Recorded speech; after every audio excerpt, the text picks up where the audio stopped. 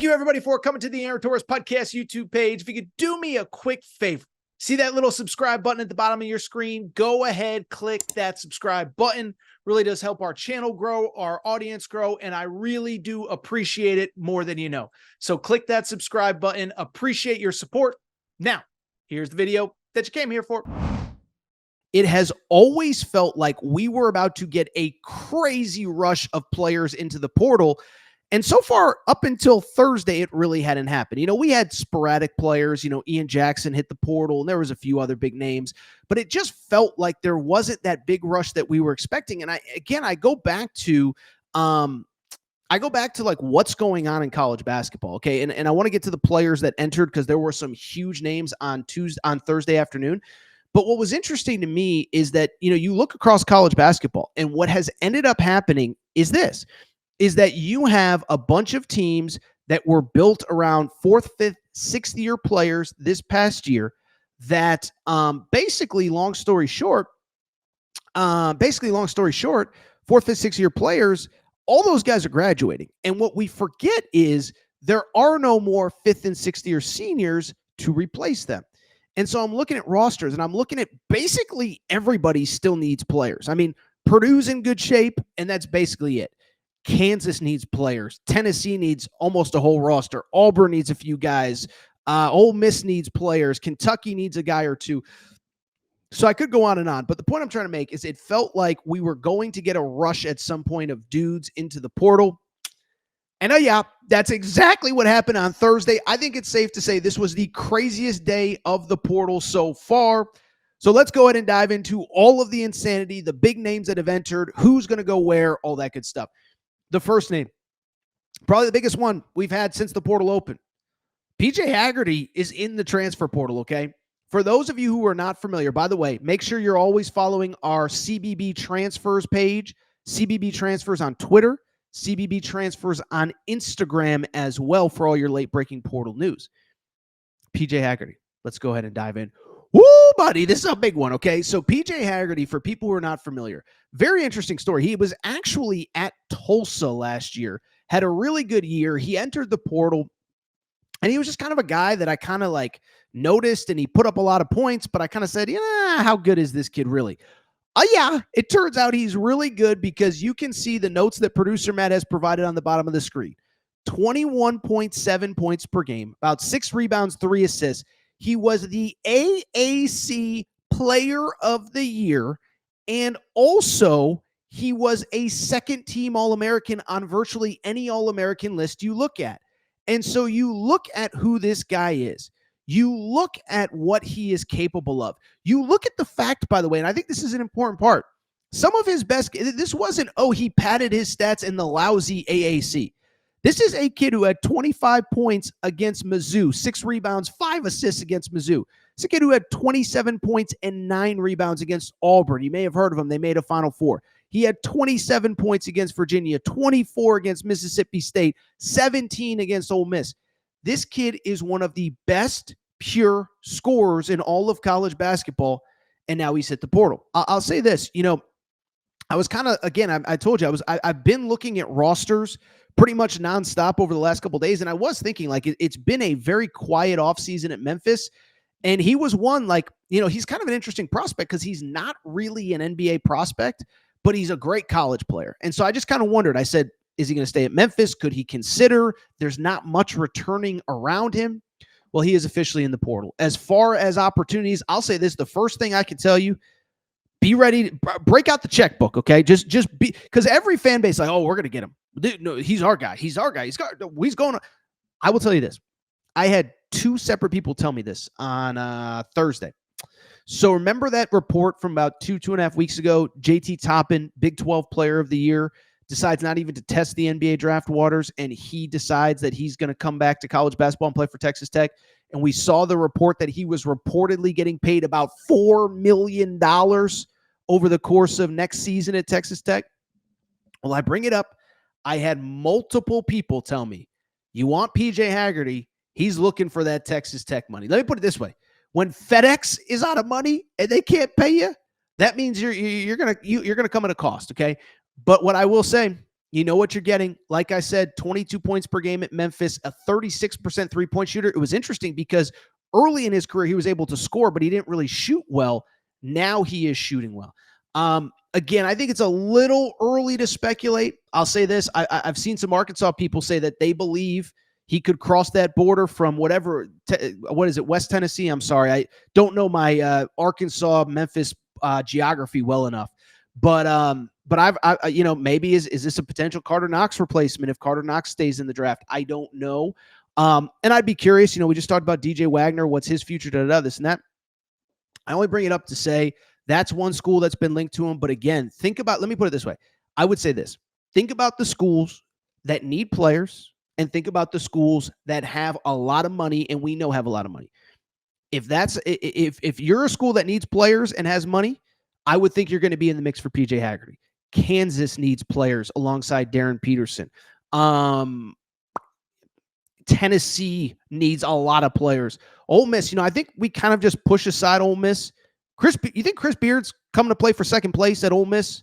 Remember, he's turned down Texas A&M to get more NIL funding, and they're a team right now that has missed on a fair number of guys. Jerron Pierre, they wanted bad, didn't get him. Couple other guys, Lamar Wilkerson was supposed to visit. He never made it. So I'm just saying, Ole Miss, Auburn still needs a couple guys. We'll talk about a former Auburn player here in a minute, but just a fascinating name to enter the portal. And I think when you start talking about potential first-team All-Americans next year, PJ Hagerty is in the mix. Like I said, he is looking for a big bag. And by the way, this is not a criticism. I don't blame anybody for doing it, but PJ Hagerty is a name to keep an eye out for. By the way, producer Matt tells me the Mississippi River is what separates Memphis from Arkansas. I knew the river was there. I just don't know if it's Eastern Tennessee, Western Tennessee. I think it's Western Tennessee into Arkansas. Anyway, let's keep it going. Bad day to be a Memphis Tiger. Whew.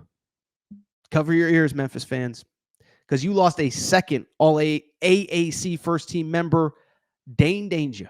That's a real name, not making it up. Power forward, was a first-team All-AAC member a year ago. Interesting backstory on him. So he's a big guy. Started his career at Baylor. He's another one. I believe, like LJ Cryer at Houston, was part of that Baylor national championship team in 21, although maybe I could be wrong on that. He might have gotten there a year after. But anyway, started his career at Baylor, ends up going to Illinois, and then this past year was kind of a guy like, I remember doing my portal rankings at this time last year. He wasn't a guy that was on anybody's top 50 list, top 100 list, top 150 list, but he kind of found the right spot, the right team for him. Averaged 15 points, 7 boards per game at Memphis, was an All-AAC first-team member, just like PJ Hagerty. Well, he is in the portal. The announcement came not long after PJ Hagerty. Listen, I'm not going to accuse, I ain't accusing nobody being broke, but probably not a great sign for Memphis that they lost those two in a short amount of time. I'll let everybody else speculate on what the NIL situation is there, but so tough. I'll say this really quick. It's not going to make me friends at Arkansas or UT or whatever, Kentucky. I kind of feel bad for Memphis. I thought they were really good all year. Their starting point guard, Tyrese Hunter, gets hurt literally in the AAC semifinals, and I think they would have made a run if he was healthy. Now Tyrese Hunter graduates. PJ Hagerty is in the portal. Dane Danger is in the portal. Dane Danger, again, a little bit of a limited player as far as what he can do. He's not a three-point shooter. He's a within 5 feet of the basket kind of guy. But I'll tell you this, man, he is a low. He's another one. Again, I know he started at the mid-major level, or he didn't have success, at the high major level, but he was a guy. 16 points against Ole Miss, 16 points against FAU, which was obviously a pretty good team this year, 12 and 11 against Virginia, 18 and 7 against a good San Francisco team. So I'll be curious because he's the kind of guy, I don't think he's going to put up those numbers if he's playing night in and night out in the SEC or the Big Ten, but I do think he has value. We'll see what happens there. All right, let's get to the big name that caught everybody's attention on Thursday morning when it broke. We almost did a whole segment on Chad Baker-Mazara, okay? So Chad Baker-Mazara, if you're a college basketball fan, you know the name Chad Baker-Mazara, okay? Wing, 6'7", lefty, played at Auburn. He's a character. He's a character. Let's put it that way. So Chad Baker-Mazara. Okay. So let's get to some positives. Let's get to some negatives. Okay. 12.5 points per game, 38% from three, elite wing defender. And the one thing you can say about Chad Baker-Mazara, pretty much a fearless player. He is a guy that basically, I don't want to say he carried Auburn in that Final Four game, but he was one of the few guys that showed up ready to play, was good to go. And really, I think, frankly, kind of played his best game played, I would say played as well as anybody for Auburn in that Final Four game. Like I said, 18 points, 17 points in the second round against Creighton. This was a guy that went for 22 at Rupp Arena, went for 22 in a win over Ole Miss, went for 20 in a win over Mississippi State, and that was the game that Janai Broome got hurt and did not play. He is a very, very good player. But, and this is where it gets interesting, because we have certainly had a lot of fan bases kind of ask themselves the tough question, is this a guy we want to get involved with, right? A little bit of a hothead. Is that the right way to say it? Got a little bit of a temper to him. Listen, we called him the Dylan Brooks of college. Not me personally, but everybody. Kind of the Dylan Brooks of college basketball. You love him when he's on your team. You kind of don't really love him when he's on the opposing team. But he has been known, like I said, to run hot. I mean, he had that really, I thought it was kind of gross, actually, the elbow to the back of the head against Alabama. Chris Youngblood at Alabama got him ejected. Obviously, he was then suspended at the SEC tournament to open the tournament by Auburn. And, of course, he got thrown out of an NCAA tournament game 2 years ago when Auburn played Yale. So you have to take the good with the bad. I'll just say that, I kind of called around on this today. I think it's going to be an interesting couple weeks with Chad Baker-Mazara. One, I don't think Auburn was really all that. I had him come. Listen, I did an updated top 25, and I had Chad Baker-Mazara as part of Auburn's team as of 9 a.m. Eastern time on Thursday. But with Chad Baker-Mazara, I think you just don't know what you're going to get on a day-to-day basis. Now, what was interesting was Jeff Goodman put out a tweet that basically said he signed some sort of paperwork that is insinuating that if he leaves, he's going to owe Auburn some money. So maybe it's not going to be going to the portal as quickly as he thinks. Maybe, schools are going to say, well, wait a second, now we have to pay you and we have to pay Auburn. Good luck with that. So it'll be interesting. But the one thing I will say, it was the hottest debate on Twitter this afternoon. Chad Baker-Mazara, if you're Kentucky, you need a wing. Is this a guy you'd be willing to put up with? Veteran dude, great defender, SEC veteran, whatever. Arkansas obviously may need a replacement for Carter Knox. So I just bring it up because he is certainly a character. Like we were going to, before all the rush of portal news today, we were actually going to do a separate segment just on Chad Baker-Mazara if he's worth it. But I bring it up because he is officially in the portal. 1 year of eligibility left. He's also really old. He's like 25 years old. He's one of these kids. He did a year at JUCO, so he technically has another year of eligibility because of that. But it'll be interesting. I'll say this. I wouldn't put Auburn completely off the table, but I don't think he's coming back to Auburn. So if he's not coming back to Auburn, where could he potentially land? It'll be fun. It'll be interesting to see, to say the least. Last big name, and producer Matt, just so you know, there's a couple guys that I didn't mention to you, but we'll get to at the end. But listen, I'm going to say this name wrong because I've said it wrong for 2 years. Stoyakovich. Not that part. I'm not going to. Is it Andrej? Is it Andres? Is it? I apologize to the Stoyakovich family. By the way, he's from the Bay Area. He played on the Compton Magic. I know the Compton Magic guys really well. There's an interview of me with him somewhere from about 3 or 4 years ago when he was at the Pangos All-American camp. So Andrej Stoya, we're just going to call him Andrej, okay? But Peja's son, you know that. Really interesting backstory, and as interesting, he is a freaking good player, okay? I remember that week at Pangos All-American camp. He was a kid that great shooter at the time. He struggled a little bit to shoot the ball, but great shooter at the time, great playmaker off the dribble, and great pure scorer. By the way, plays a lot like his dad did. But he goes to Stanford as a true freshman. He was okay, but I don't think it really clicked for him, and sometimes it just doesn't. And he enters the portal last year, though. By the way, former McDonald's All-American, so it's not like he is some, Johnny come lately as far as a guy that's still developing. No, he was a McDonald's All-American. He was a very good high school player. Okay, so it is Andrej. Man, producer Matt, you're all over it. So Andrej Stojackovic. Okay. So by the way, I know everybody in the comments, oh, Torres, you claim you're an expert. You don't know. I'm sorry. There's like 2,000 kids in the portal. I'm sorry I don't know every single person's proper pronunciation, okay? Nail PJ Hagerty. So leave me alone, okay? Andrej Stojackovic. I apologize to the Stoyakovich family. If you're watching, I apologize. Atope, all my Compton Magic people, if you're watching, I apologize as well. Anyway, shout out to Domo too. Love the Compton Magic people. Anyway, Page's son. I'm going to stop calling him Page's son because he's his own player now. Andrej Stojackovic turned into a really good player. Freshman year, he was okay at Stanford. They changed that coaching staff up. Everybody goes in a different direction. What was interesting, though, he went into the portal, and you could still see how desired he was as a player. North Carolina went after him hard. Kentucky, under Mark Pope, that first offseason, went after him hard. He ends up going to Cal, and he turns into, remember, Cal was in the ACC this year, turns into an all-ACC player. 18 points per game, 4.5 rebounds, about a block per game. And I think that the thing about him, I still think there are layers to his game that are untapped. He was, in high school, a very good three-point shooter.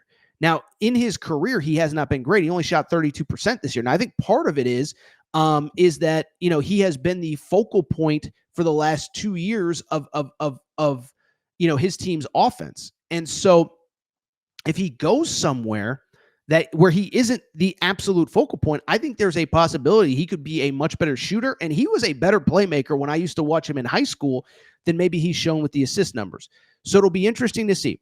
Again, he's from the Bay Area, started at Stanford, transferred to Cal.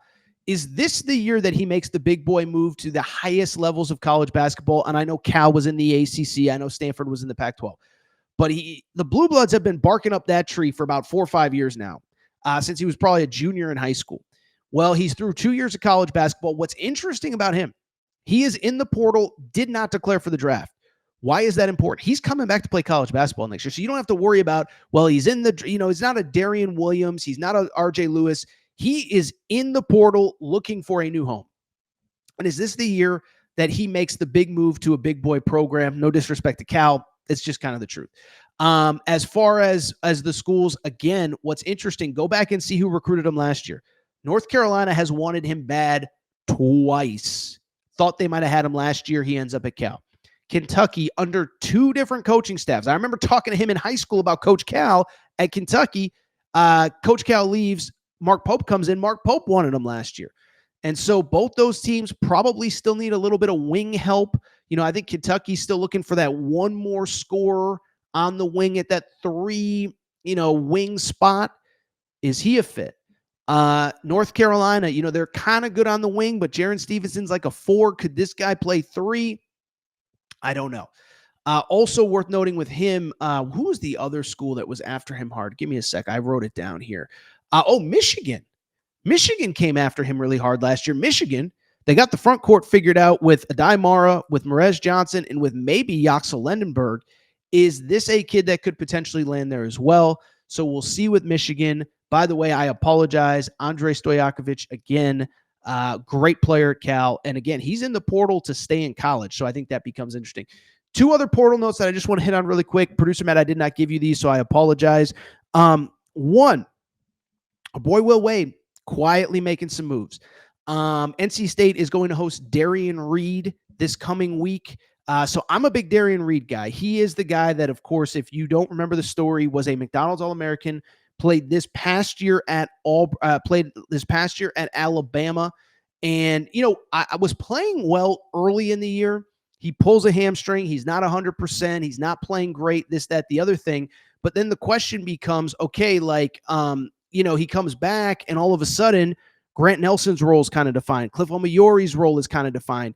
And so I only bring it up because he was a guy that I just felt like just really, it was not anyone's fault. It wasn't Nate Oates' fault. It wasn't his fault. It wasn't Grant Nelson's fault. I just felt like there wasn't a spot for him. Gets hurt, struggles to come back, doesn't come back, but he's about 6'8", 6'9", really good around the rim. I think he's more skilled than he's gotten credit for. He's from Georgia originally. The original thought process was he might be going to Georgia. But I solely bring it up to very simply say he is visiting NC State next week. NC State, by the way, had Mackenzie and Baco on campus the last couple of days. I don't know if they would take both of them, but I think it would be interesting to see. If Darian Reed goes there, I think Darian Reed could be like an all-ACC kind of player if he got comfortable in that system. The other big piece of news I would keep an eye out for, Ian Jackson, been in the portal. We just talked about North Carolina with Stoyakovich. Ian Jackson entered the portal the night of the championship game, so he's been there for about 2 weeks. Visited USC with Coach Muss. They had the relationship dating back to when Coach Muss was at Arkansas. He actually visited Georgia this week as well. There's some tie between one of his AAU people or something in Georgia. I think he's going to be committing to St. John's here, I think, any moment. I think by the time we come back on air, don't know if we'll do a show Sunday because it's Easter, but whether it's Sunday or Monday, I think he is a member of the St. John's Red Storm. By the time you see this, I would expect him to be a member of the St. John's Red Storm. We'll see if anything changes, but those are your portal updates. But I'll say this, Thursday got wild. Portal closes, if my math is correct, next Tuesday. I believe it's the 25th that it officially closes. 23rd. I think it's the 23rd that it officially closes. The point being, do you know where your star players are? Because keep tabs on them. Because I'm telling you, I just think this is an important I think everybody's doing this. The article, Matt Norlander did a great article on how much teams are spending right now. But I think the context that's missing, you have so many teams that built their whole roster around being super old this year that now have to go back into the portal and replace 7, 8, 9 guys that graduated, and there just aren't enough good players. And so people are going to keep tampering, trying to get more guys in the portal. Again, do you know where your star player is? Because if you don't, you better find out quick.